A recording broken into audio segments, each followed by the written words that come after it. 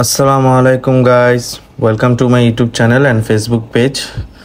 তো আজকের ভিডিও মূলত প্ল্যান্টের যত্ন আমরা কিভাবে নিতে পারি বা কিভাবে প্ল্যান্ট গ্রো করা যায় সেই রিলেটেড। তো আপনারা দেখতে পাচ্ছেন আমার একটা ফ্লোটিং প্ল্যান্ট আছে ফগ বিট। তো এটা কি পরিমাণ মানে গ্রোথ হইতেছে এবং এটার কোয়ালিটিটা কেমন। মূলত এই ফগ বিট হচ্ছে এক ধরনের ফ্লোটিং প্ল্যান্ট। এটার হচ্ছে শিকড় বা রুট সিস্টেম আকারে থাকে এবং এই ফ্লোটিং প্ল্যান্টটা আমাদের মাছের ট্যাঙ্কের জন্য অনেক মানে গুরুত্বপূর্ণ প্ল্যান্ট। কারণ আমরা যে মাছকে খাবার দেই বা যে ময়লাগুলা মাছের ট্যাঙ্কের নিচে জমে, সেই ময়লাগুলো থেকে এক ধরনের অ্যামোনিয়া গ্যাস স্পাইক হয়, যেটার কারণে মাছের অনেক ধরনের ইন্টারনাল প্যারাসাইট হয় বা মাছ মারা যায়।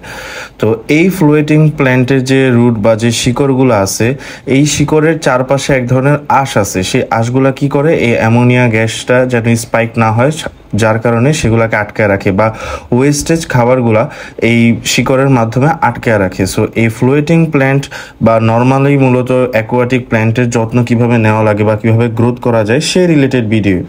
তো আপনারা দেখতে পারতেছেন আমার এখানে ডেন্সা আছে এবং আরেকটা প্ল্যান্ট আছে, এই প্ল্যান্টের নাম যদি আমি জানি না। সো এই প্ল্যান্টগুলা কীরকমভাবে এত সুন্দরভাবে গ্রো হইতেছে এবং এটা কিভাবে আমি মেনটেন করতেছি। মূলত প্ল্যান্ট গ্রো হওয়ার এবং কালার কোয়ালিটি ধরে রাখার একমাত্র ওয়ে হচ্ছে গিয়ে সানলাইট।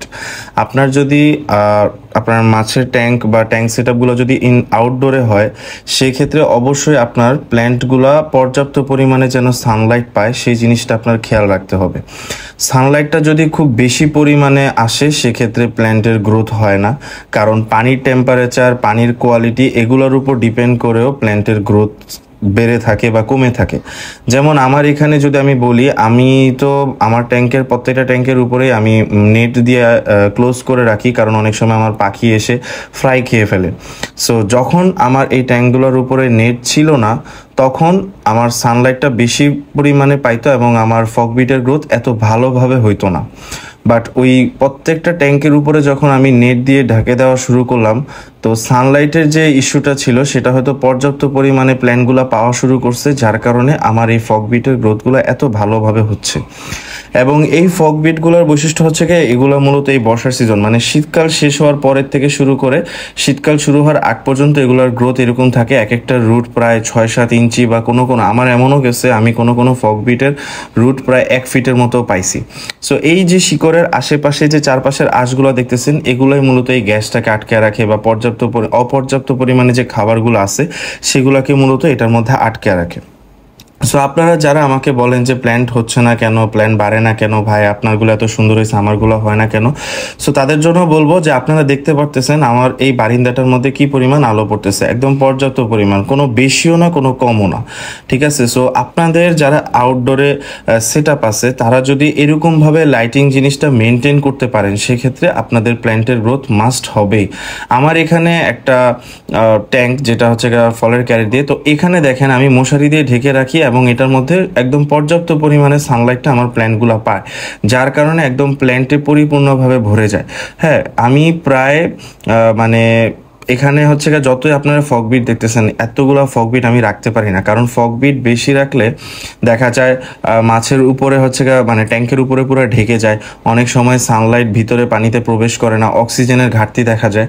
তো আমি যখনই আমি তো 1 সপ্তাহ পর পর পানি পরিষ্কার করি, সো দেখা যায় আমার অনেকখানি ফগবিট ফালায় দেওয়া লাগে, কারণ আমার ফগবিট এত পরিমাণে হইতে থাকে। একটা ফগবিট থেকেই মূলত আস্তে আস্তে হইতে থাকে। আমি যখন এই মাছ পালা শুরু করি আমার কাছে মূলত মাত্র 4টা ফগবিট ছিল। এই 4টা ফগবিট থেকে আস্তে আস্তে এত পরিমাণে প্রায় হাজার হাজার ফগবিট আমার কাছে এত বছর যাবৎ ছিল। তো আপনারা যারা মাছ নেন না, অনেকে আমাকে বলেন প্ল্যান দিতে, আমি প্রায় পলিথিনে করে ফগবিট অনেকে দিয়ে দিই, বা অনেকে ফগবিট আলাদাভাবে কিনেন ভাই, পার পিস 3 টাকা করেও বিক্রি করি, অনেকে নেন আমার কাছে। তো আপনারা মূলত ট্রাই করবেন আপনাদের প্ল্যান্টের মধ্যে মানে প্ল্যান্টগুলোর গ্রোথ যেন ভালোভাবে হয়, সেজন্য সানলাইট জিনিসটা প্রপারলি মেনটেন করা। আপনি সানলাইট যত প্রপারলি মেনটেন করতে পারবেন, আপনার প্ল্যান্টের গ্রোথ তত ভালো হবে। পানির টেম্পারেচার, পানির কোয়ালিটি যদি ঠিক না থাকে সেক্ষেত্রে রুটগুলো ভালো মতো হয় না। সো অনেক সময় দেখা যায় প্ল্যান্টের পর্যাপ্ত পরিমাণে গ্রোথ আসে না। আমার এখানের প্রত্যেকটা ট্যাঙ্কের মধ্যে একদম ফ্লোটিং প্ল্যান্টগুলো পর্যাপ্ত পরিমাণে গ্রোথ আসার একমাত্র রিজন হলো এই সানলাইট।